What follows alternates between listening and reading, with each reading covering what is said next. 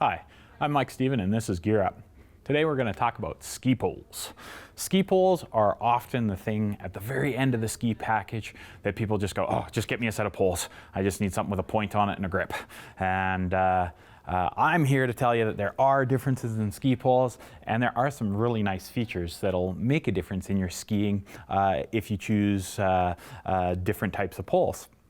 So I'm going to do a little bit of a shotgun blast and explain a bunch of different styles, anywhere from junior poles up to maybe like a race level pole. So first off, what happens in poles is they're going to get lighter and lighter as you move up in the quality. So the shaft is going to become carbon fiber at its top levels and stuff like that to make it a lot lighter weight. Aluminum also has several different levels depending on the quality of the aluminum, and they get lighter and lighter and stiffer as you move up in the class of aluminum. So that's the shaft. The next thing is the basket. So baskets, there's all sorts of different baskets, anywhere from a smaller basket that's more designed for on-hill or alpine to a bigger basket that's designed for powder. Your better quality poles are going to have what's called a carbide tip, and a carbide tip is made carbon steel, and carbon steel is a lot stronger and will stand up to a lot more stuff. So that's a concave carbon tip on this pole. This is a fairly nice pole. The next thing that I really choose a pole for is I do like a light swing weight. So the shaft is important to me to have a nice light swing weight in the pole. And why I like that is because I like to ski moguls a lot. And if you enjoy skiing moguls, you can only ski moguls as fast as you can pole plant. So each turn that you're making, you have to plant your pole for timing. And if you have a lighter pole, it makes that a lot easier. The next thing I'm kind of fussy on is the grip. This grip is super tacky and sticky. It's a rubber grip. It's a bi-injected, so it's got a harder plastic, and then it's got the rubber here. And what I really like about that is that if you have a leather glove or something like that, it really grips well to it, so that you get no play. Just a really good interface between your hand and the pole. Most ski poles will just have a traditional strap. And we're going to go over the traditional strap and how to actually get into the traditional strap, because a lot of people don't know that. But first, we're going to talk about this fancy strap. This strap is a custom strap, and it's got the ability to wrap around your glove and hold on. So if I try to let go of this thing, it's with me. If I push down, it's there. So it's a really powerful pole for, say, something like a sprint start for a slalom skier when they're pushing off the gate to start the timing. It gives them a really strong push, because it's not only their grip strength that's holding them in the pole, it's also the strap. It's also nice if you ever lose your pole, because it's right there. So if you're doing a grab or something like that with freestyle skiing, if you're grabbing your ski, you won't let go of your pole and have it dangling around all over the place. The other really nice feature is getting on and off the lift, because all you do is you push this one button, slide it out, and your pole is off. So then you can help load kids or just get on the lift yourself. And then when you get to the top, you just take the loop, push in, and you're snapped back in. So it's a really, really nice feature to have on a pole. Is it a must? No, but it sure is nice to have it. Okay, so that goes over kind of your basic pole features. We're going to explain how to get into a pole strap, because a lot of people don't do it right. A lot of people just put their hand into the strap and, I'm doing it properly. I was going to try to do it incorrectly and just basically grab a hold of the pole, which is incorrect. What you want to do is you want to come up from the bottom and then grab the strap. So you're grabbing over top again, so that when you're pushing down on that, you've got the ability to push off of the pole. Some of the unique features on this pole, it comes with your choice of basket. So you can run either a smaller basket or a bigger powder basket. Why you want a bigger powder basket is your poles will really, really sink in powder. So that if you have a bigger surface area, it stays up in the powder a little bit better, so that you can actually get a push off. If you're just trying to stabilize yourself, or if you're trying to push through the powder, whatever you're trying to do, a bigger basket will make a huge difference if you're skiing in powder.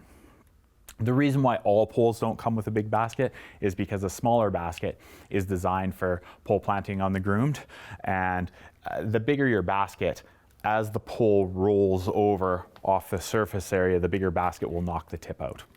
Not a huge negative. I find that most people around here like a bigger basket. They find that suits their needs just fine. This pole has a unique feature on it, being able to size adjust. So this is designed for the ski hill. It's not really a backcountry pole. You can definitely use it for backcountry, but it's just to allow you to be able to shrink the pole right down to maybe go into the park and do some park laps, or pull the ski out long enough to free ride the pole and have a little bit more stability that way. And it's just a simple flick lock to be able to open and close it, to be able to adjust that pole nice and quick. The other thing that it has is what's called a grab tab. This little guy right here is a tab that's designed for when you go to grab your ski, your pole hangs up on your glove. So when you go to grab your ski, you're not losing your pole. Because if anybody's ever tried to do a grab trick and drop their pole, it ends up getting tangled up in your legs, and upon landing that can be not so fun. I'm going to point out that that feature is also featured in a junior pole, so that flick lock, and what they call this is room to grow, so that your youngster can start out with a pole this long, and as they grow each year, the pole can come up in size with them and grow with them. So you can take one set of poles and bring them right through their junior phases, which is kind of a neat thing to be able to do. That's the room to grow pole. The last feature that we're going to go over is kind of like your backcountry poles. There's all sorts of different types of backcountry poles, anywhere from, say, this pole here that we discussed already, which would work as backcountry, to this guy being one of the probably the most unique that we have here, being able to take off the tip and replace the tip. So again, designed for high wear or high usage if you're backcountry skiing and touring into a place, if you're using it as a hiking pole as well, because a lot of collapsible poles will pull double duty. They'll work in the summer as a person's hiking pole, and then they'll go in the winter as a ski touring or snowshoe pole or cross-country ski pole. They're very, very versatile. We sell a lot of backcountry poles, and the reason why is because they're very versatile for almost anything you do. So what makes this guy unique is this is called the Flick Lock Z pole. And the neat thing about this is how compact this pole can get. So first we've got our adjustment up here, which is nothing new. You've seen that already. But then on top of that, I push this button here and it collapses just like a probe would for backcountry skiing. So that's how small it goes down to. It goes down to a very, very small packable item to be able to put into your backpack. And then again, just to deploy it, it works just like a probe. You pull it to full length, this little spring pops out here and locks the pole into place. Then you have your size adjustments here, anywhere from 105 centimeter pole all the way up to 125 centimeter pole. So you've got a very adjustable pole. One of the neat things that you're going to see on baskets these days is if you look at this, it's not just a single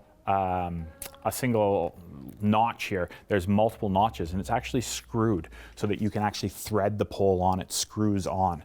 So screw on and off baskets are a thing that's fairly new to the industry, and you know what, it's really nice to be able to change between your front side basket and your backcountry basket, or to be able to take your basket completely off to hike in it in the summertime, because most people that hike in the summertime will take the basket completely off. I don't know if I went over this, but this tip is completely replaceable, so that you can, if the carbide tip wears on you, you can completely replace that. Last but not least, you've got a nice bi-injected grip, so again, rubber here, harder plastic. One of the reasons why backcountry poles have a little bit more of a lip on here is for touring bindings. You can actually invert your pole and adjust your touring bindings, adjust your climbing heights, or release from ski mode to touring mode, so that you can use the pole as a bit of a tool. So I hope I filled in a few things why poles just aren't poles, why there's all sorts of different things about poles, and that you might want to research a little bit before you buy a pole. You know what? Thanks for watching Gear Up. I'm Mike Stephen.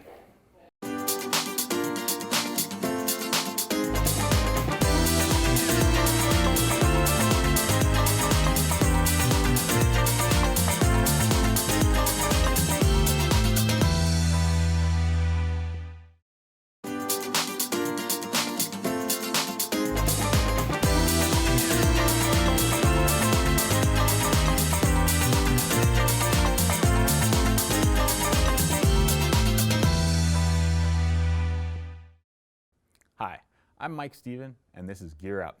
Today we're going to talk about winter biking. Winter biking can take a few different forms, and I'll go over a couple of the forms.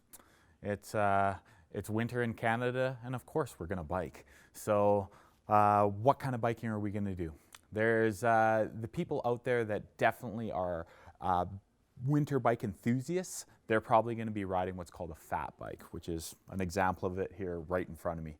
What makes a fat bike is the extremely wide tires. So you've got a really wide tire, wide rim, a wide stance on the bike for stability, obviously. So that when you get out into the trails, this bike gives you lots of stability out in the snow.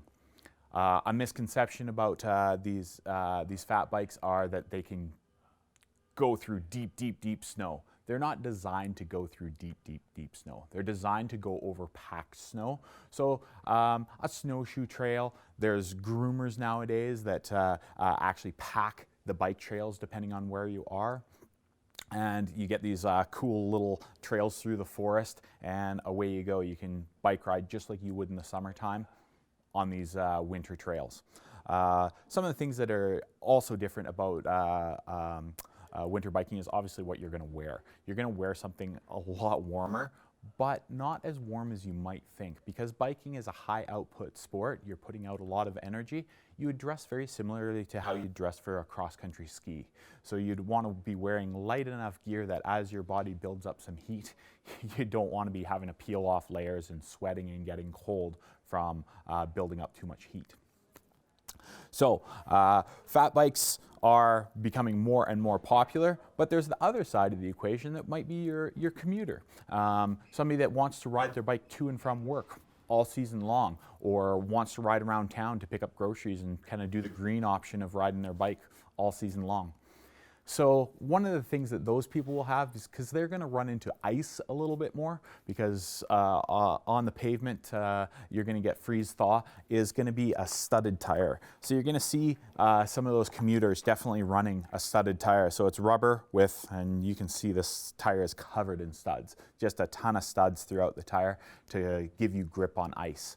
The one thing about a studded tire to keep in mind is that a studded tire will give you slightly less grip on bare pavement, because metal doesn't grip on pavement as well as rubber does.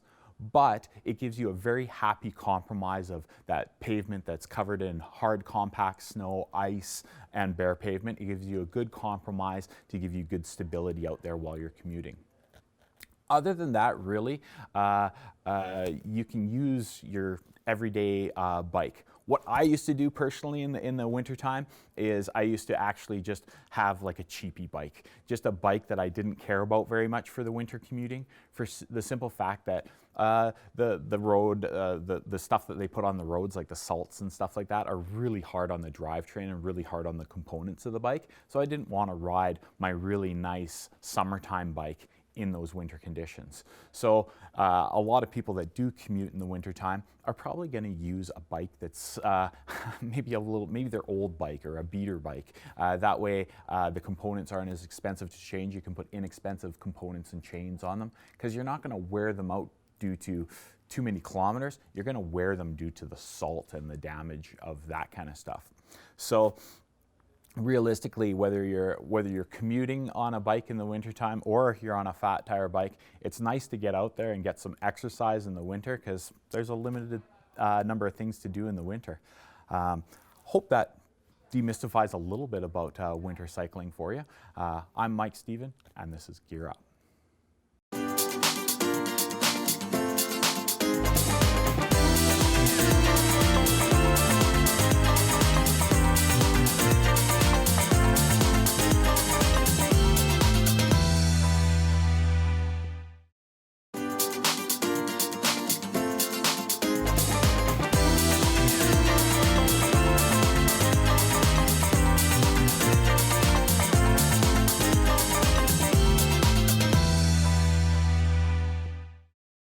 Hi, I'm Mike Stephen, and this is Gear Up. Today we're going to go over backcountry, and I'm going to call it backcountry for newbies, because once you get into backcountry and you've done a lot of backcountry, chances are you'll know more than I do. But when you're first getting into backcountry, there's there's a lot to learn, and there's a lot of different things that you might be curious about. I'm going to try to touch on some of those topics and give you a brief overview of the difference between slack country and backcountry, and some of the things that you might want to think about when you're getting ready to do this kind of stuff.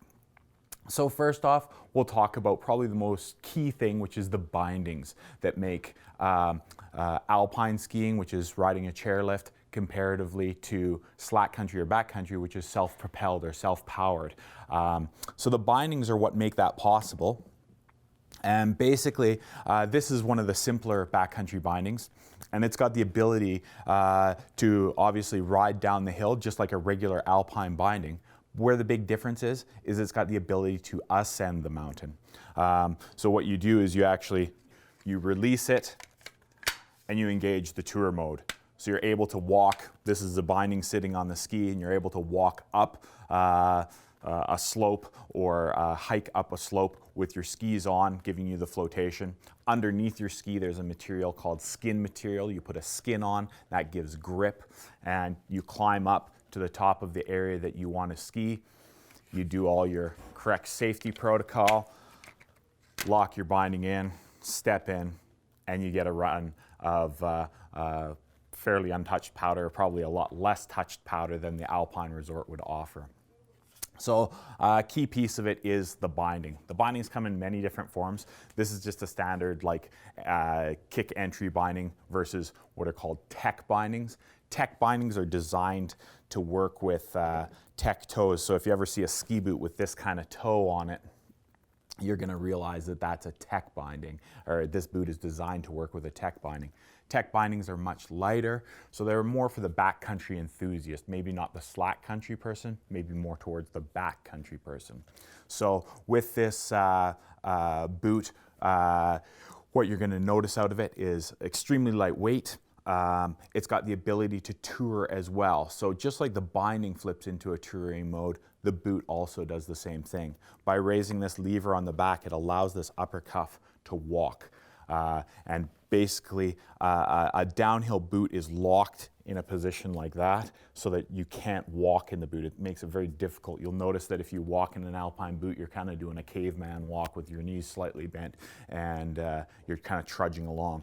When you release this mechanism, it allows the upper cuff to pivot and allows you to walk much more smoothly. So that's probably the biggest feature of a backcountry boot. Obviously, they're trying to reduce weight on it, because if you take weight off your feet, taking 1 pound off your feet is like taking 5 pounds out of your backpack, because you're lifting your feet every single step. So lightweight is important, warm is important, so they're focusing on a warm liner in a backcountry or slack country boot, because you may not have the option to pop into the lodge to warm up.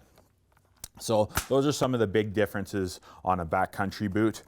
And what we're seeing more and more in the industry is slack country being popular. Backcountry's kind of always been out there and always existed. But that's kind of for the hardcore people that want to spend an entire day in the backcountry, because very seldom are you able to spend half a day or 4 hours on a backcountry trip. It's usually a full day, right from when the sun comes up right till when the sun's setting is when you're finishing up, just because of the access into the area, the time it takes to climb, the time it takes to descend. But what is growing is that slack country movement, and slack country meaning maybe on your ski hill climbing up that extra little bit. So you're going to want more of a ski boot. So this boot is more designed performance downhill for sure than this boot would be.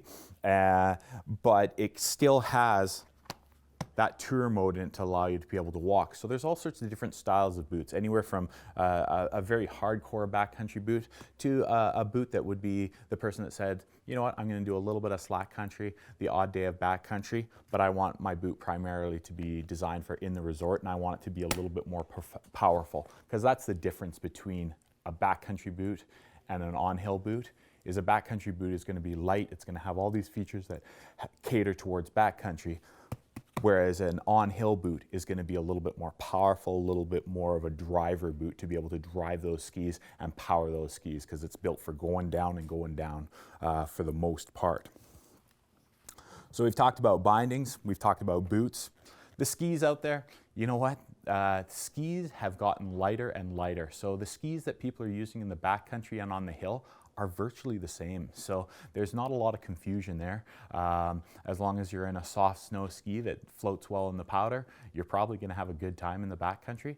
And a lot of those skis nowadays have become quite good carvers, so that they're called a quiver killer, able to ski one ski on the groom, carve it up, yet go into the backcountry and still have that great flotation. So the skis, really, there is no real backcountry specific skis nowadays. For the most part, there is some at the extremes, at the extreme end of backcountry, but for the most part, you get to pick a ski that will be good, that'll make sense to you. If you want to focus a little bit more on the lightweight, you can focus a bit more on the lightweight. If you want to focus on the ski descending and charging a little bit more, you can focus on that.